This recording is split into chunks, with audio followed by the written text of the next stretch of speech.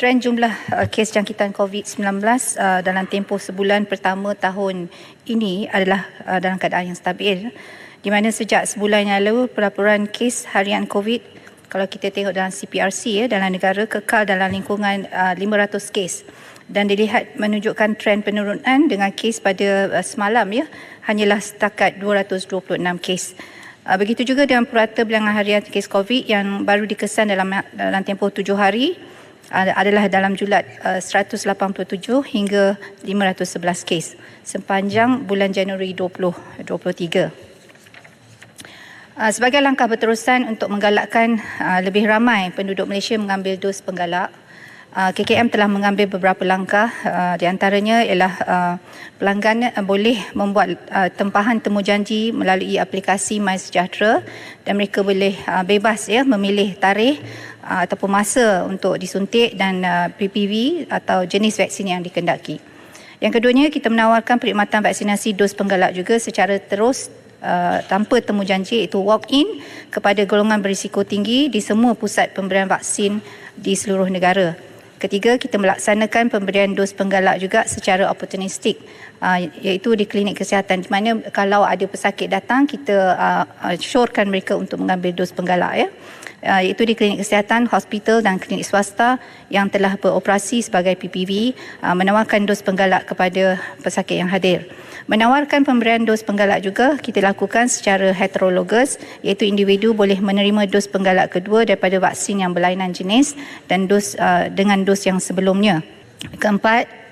Kelima, kita melaksanakan polisi vial terbuka di semua PPV, iaitu PPV akan memberikan vaksin tanpa mengumpulkan pelanggan bagi memenuhi kuota satu vial vaksin. Jadi sebelum ni ada kita satu vial tu boleh kita gunakan untuk beberapa orang, tetapi kali ini kalaupun seorang kita bagi juga Yang seterusnya, meningkatkan hebahan melalui media sosial, media arus perdana dan hebahan ke kawasan-kawasan setempat, dan kita lakukan pelbagai program seperti slot di media, di radio, ceramah dan webinar untuk melaksanakan kempen kita. Mesej berkenaan dos penggalak juga telah dihasilkan dalam bentuk infografik, FAQ dan video dalam pelbagai bahasa, dan bahan-bahan ini telah kita muat naikkan dalam laman web KKM dan media sosial KKM. Sekian, terima kasih. Hulu Terengganu. Terima kasih Ketua, terima kasih YB Menteri jawapan yang begitu detail berkaitan dengan program-program yang dilaksanakan oleh kementerian untuk menggalakkan. Persoalan saya setakat ini, apakah kerajaan berperhati dengan sambutan rakyat berkaitan dengan kos penggalak ini, dan saya difahamkan telah banyak vaksin ini yang terpaksa dilupuskan. Kalau boleh diberitahu berapakah jumlah kerajaan tanggung untuk melupuskan dos-dos yang tak dapat digunakan ini.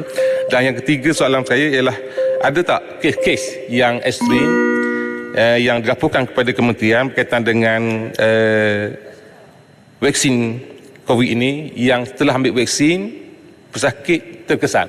Sebab di kawasan saya ada seorang penama iaitu Fatimah binti Abdullah telah ambil vaksin COVID, lumpuh dan bisu.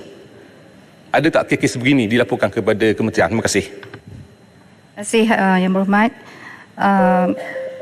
Update saya kepada jumlah yang kita terima untuk mengambil kes dos-dos penggalak ini memang masih kurang memuaskan, tetapi ada peningkatan selepas kita membuat kempen-kempen yang seperti saya sebutkan tadi.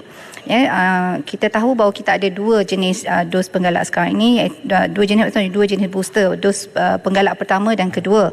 Yang penggalak pertama itu kita ada peningkatan daripada 49.9% kepada lebih 50% sekarang, dan dos kedua pula, penggalak kedua, daripada 1.9% kini kita telah dapat lebih kurang 2.2% dalam beberapa minggu yang lepas.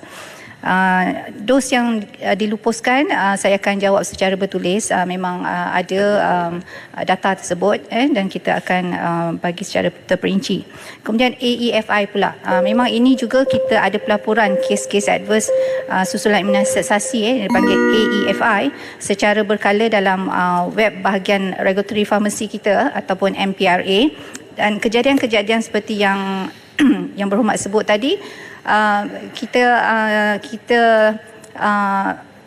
tahu ada beberapa kesan-kesan AFI, tapi yang disebut tadi sampai bisu dan sebagainya itu tidak ada dalam kita punya dalam apa yang kita catatkan sebagai AFI, tapi ada kesan-kesan lain. Yang berhormat boleh melihat dalam pelaporan kita setiap hari. Terima kasih. Puan Muar berdiri Saya dari tadi. jemput Yang Berhormat Muar. Terima kasih akhirnya. Yang Berhormat Menteri, laporan menunjukkan bahawa Pharma Niaga rugi dalam lingkungan melebihi 500 juta ringgit kerana kelebihan stok dos penggalak khususnya bagi dos Sinovac. Dan ada laporan yang menunjukkan bahawa kerajaan ataupun kementerian berhasrat untuk memaksa majikan menggunakan dos ini bagi pekerja asing yang akan masuk, dan akhirnya kos lebihan itu akan ditanggung oleh majikan. Persoalan saya, adakah perkara itu benar bahawa kerugian yang diambil oleh Pharma Niaga akhirnya akan diberikan kepada pihak majikan untuk ditampung, atau itu berita palsu? Terima kasih Tuan Yang di-Pertua. Saya Yang Berhormat. Ini memang soalan cepu emas juga. Jadi tentang hal itu saya rasa bukanlah tanggungjawab kementerian untuk menjawabnya, tetapi saya akan menjawab dari sudut polisi Kementerian Kesihatan, iaitu kita hanya menggalakkan untuk siapa-siapa saja, sama ada tempatan orang lokal ataupun mungkin pekerja asing, untuk mendapat dos penggalak. Jadi tetapi terpulanglah kepada agensi yang terlibat sama ada mereka mahu membuat polisi-polisi yang selain yang telah dinyatakan oleh Kementerian Kesihatan Malaysia. Terima kasih.